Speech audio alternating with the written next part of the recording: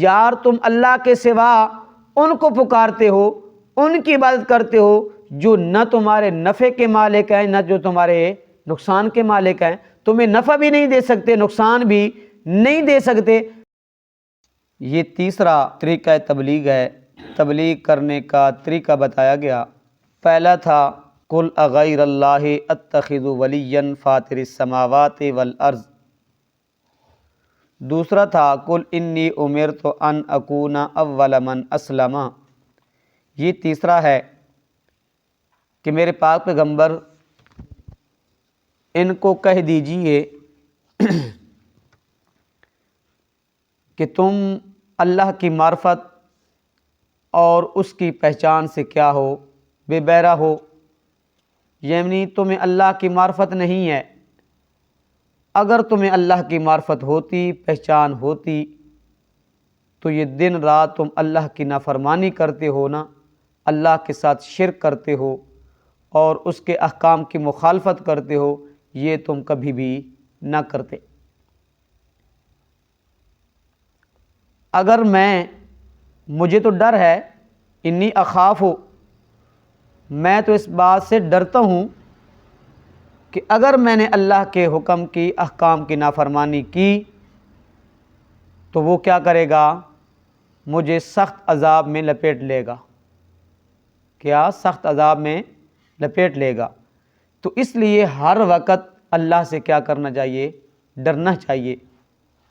ہر معاملے میں، خوشی کا معاملہ ہو، غمی کا معاملہ ہو، دن ہو، صبح ہو، شام ہو، تجارت کا معاملہ ہو، زراعت کا معاملہ ہو، جو معاملہ بھی ہو نا، ہر معاملے میں کس سے ڈرنا چاہیے؟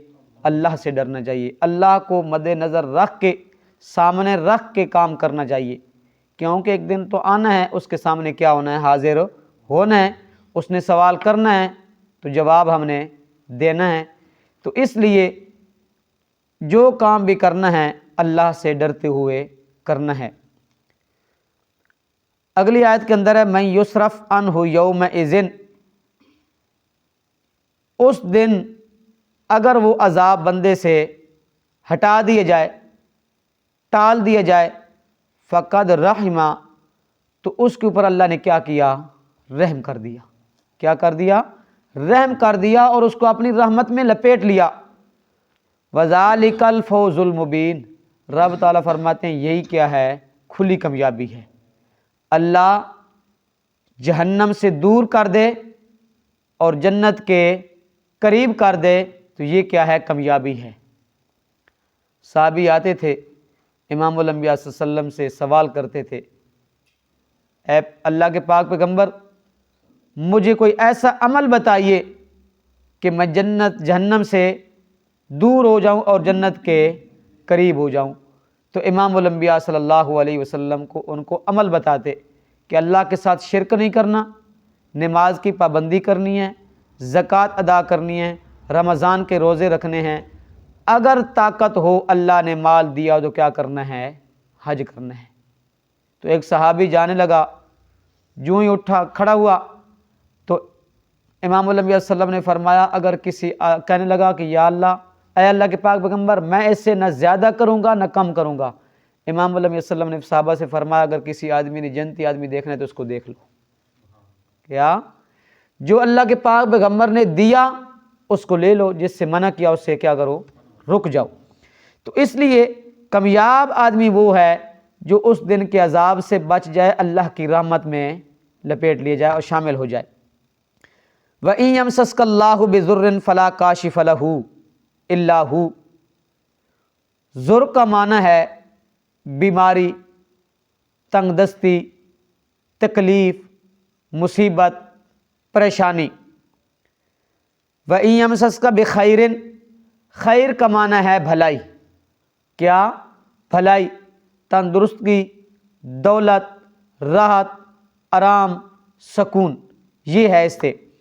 تو رب تعالیٰ فرماتے ہیں، یہ چوتھی عقلی دلیل ہے کہ وَإِن يَمْسَسْكَ اللَّهُ بِضُرٍّ، اگر اللہ رب العزت تجھے کسی مصیبت میں مبتلا کر دے، بیماری میں، تکلیف میں، تنگ دستی میں، کسی تکلیف میں اللہ رب العزت کر دے تجھے مبتلا کر دے فلا کاشف لہ، اس کو کوئی دور نہیں کر سکتا، نہ کوئی نبی دور کر سکتا ہے، نہ کوئی ولی دور کر سکتا ہے، نہ علی دور کر سکتا ہے، نہ کوئی فرشتہ دور کر سکتا ہے، نہ کوئی جن دور کر سکتا ہے، نہ کوئی نوری، نہ کوئی ناری، نہ خاکی حجری، کوئی بھی دور اس کو نہیں کر سکتا الا ہو، سوائے اللہ کے، سوائے اللہ کے اس تکلیف کو دور کوئی نہیں کر سکتا۔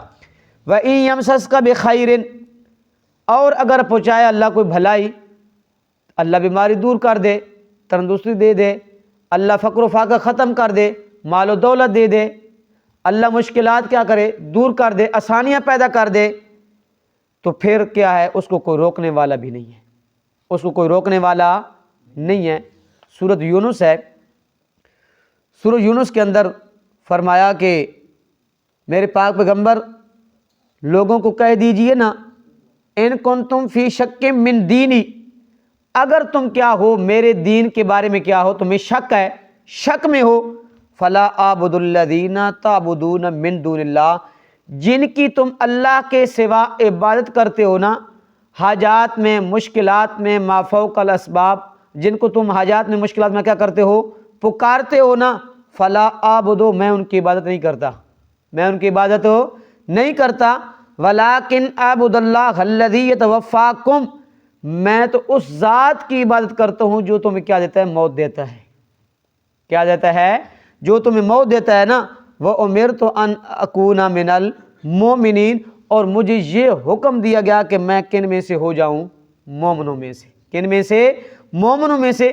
پھر حکم ہوا وَأَنْ أَقِمْ وَجْهَكَ لِلدِّينِ حَنِيفًا، اے میرے پاک پیغمبر اپنا رخ، اپنا چہرہ دین اسلام کی طرف متوجہ کیجئے۔ وہ دین اسلام کون سا ہے؟ حنیفہ، یکسو، کیا؟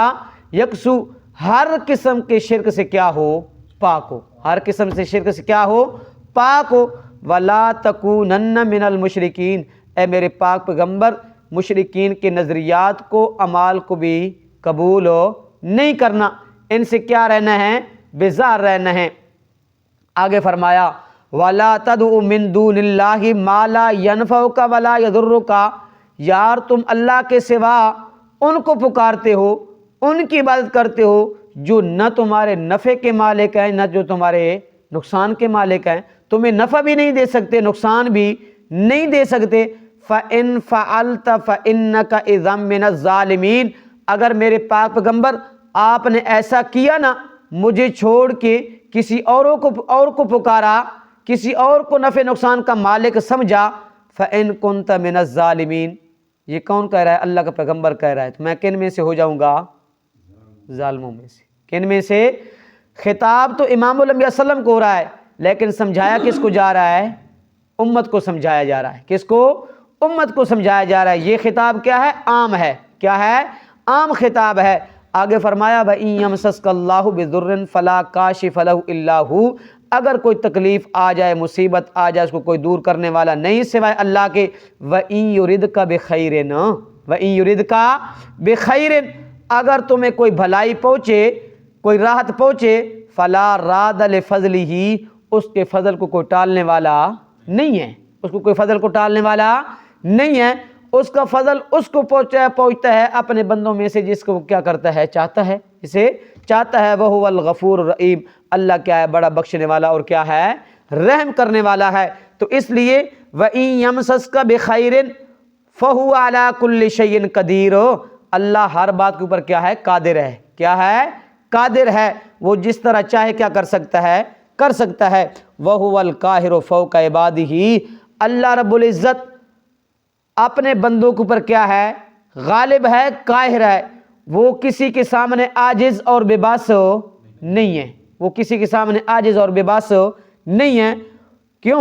وَهُوَ الْحَكِيمُ الْخَبِيرُ، وہ کیا کرتا ہے، اپنی حکمت کے مطابق کیا کرتا ہے، فیصلے کرتا ہے۔ کیا کرتا ہے؟ فیصلے کرتا ہے۔ الخبیر، وہ کیا ہے، خبردار بھی ہے، ہم جو کچھ کرتے ہیں اس کو کیا ہے، خبر ہے، وہ بے خبر نہیں ہے، غافل نہیں ہے۔ تو اس لیے رب جو ہے ہر بندے کے اوپر کیا ہے، غالب بھی ہے، قاہر بھی ہے، کیا ہے، ہر بندے کے اوپر کیا ہے، غالب ہے، وہ اس کو کوئی مغلوب کرنے والا نہیں ہے، وہ کسی کے سامنے عاجز اور بے بس نہیں ہے۔ تو اس لیے جب یہ ساری صفتیں اس کے اندر پائی جاتی ہیں تو اس سے معلوم ہوا کہ ما فوق الاسباب پکار کے لائق کون ہے؟ اللہ ہے۔ ما فوق الاسباب ہر جگہ سے سننے والا کون ہے؟ اللہ ہے۔ ما فوق الاسباب غیبانہ طور پہ ہر ایک کی جاننے والا کون ہے؟ اللہ ہے۔ جو اللہ کے علاوہ اور ہیں یہ کیا ہے؟ عاجز ہیں، بے بس ہیں، کیا ہیں؟ مغلوب ہیں۔ نہ ان کی عبادت ہے، نہ ان کا سجدہ ہے، نہ ان کی نیاز ہے، نہ ان کی نظر ہے، نہ منوتی ہے، نہ چڑھاوا ہے۔ یہ کس کا ہے؟ اللہ کا ہے۔ قل ان صلاتی و نسکی و محیای و مماتی للہ۔ نماز بھی کس کے لیے؟ اللہ کے لیے۔ قربانی بھی کس کے لیے؟ اللہ کے لیے۔ بھی حیاتی بھی کس کے لیے؟ اللہ کے لیے۔ ممات موت بھی کس کے لیے؟ اللہ کے لیے۔ رب العالمین جو رب ہے تمام جہانوں کا، لا شریک لہ، لا شریک لہ، اس کا کوئی بھی شریک نہیں ہے۔ لا شریک لہ وبذالک امرت وانا اول المسلمین۔ مجھے تو یہ حکم دیا گیا کہ میں سب سے پہلے اپنے رب کے سامنے کیا کروں؟ سر جھکاؤں اور اپنے رب کو پکاروں، مصیبت کے اندر بھی، تکلیف کے اندر بھی، ہر حال میں کس کو پکاروں؟ رب کو پکاروں، اپنے رب کے سامنے سر جھکاؤں۔ دعا کریں کہ اللہ رب العزت ہمیں بھی اپنے آگے سر جھکانے کی اور خالصتاً اپنی عبادت کرنے کی توفیق عطا فرمائے۔ اعوذ باللہ من الشیطان الرجیم، بسم اللہ الرحمن الرحیم۔ قل انی اخاف، کہہ دیجئے بے شک میں ڈرتا ہوں، ان عصیت، اگر میں نافرمانی کروں، ربی اپنے رب کی، عذاب یوم عظیم، ایک بڑے دن کے عذاب سے، من یصرف عنہ، جس پر سے وہ ٹال دیا جائے اس دن، فقد رحمہ، تو اس پر تو اس نے رحمت ہی کر دیا، رحم ہی کر دیا، وذالک الفوز العظیم، اور یہی کھلی کامیابی ہے، مبین کھلی کامیابی ہے۔ وَإِن يَمْسَسْكَ اللَّهُ بِضُرٍّ، اور اگر پہنچائے تمہیں اللہ کوئی تکلیف، فلا کاشف لہ، تو نہیں کوئی دور کرنے والا اس کو، الا ہو، سوائے اس کے۔ وَإِن يَمْسَسْكَ بِخَيْرٍ، اور اگر وہ پہنچائے تمہیں کوئی بھلائی، فَهُوَ عَلَى كُلِّ شَيْءٍ قدیر، تو وہ ہر چیز پر قادر ہے۔ وَهُوَ الْقَاهِرُ فَوْقَ عِبَادِهِ، اور وہی غالب ہے اپنے بندوں پر۔ وَهُوَ الْحَكِيمُ الْخَبِيرُ، وہی ہے بڑا حکمت والا، خبردار ہے۔ صدق اللہ العظیم۔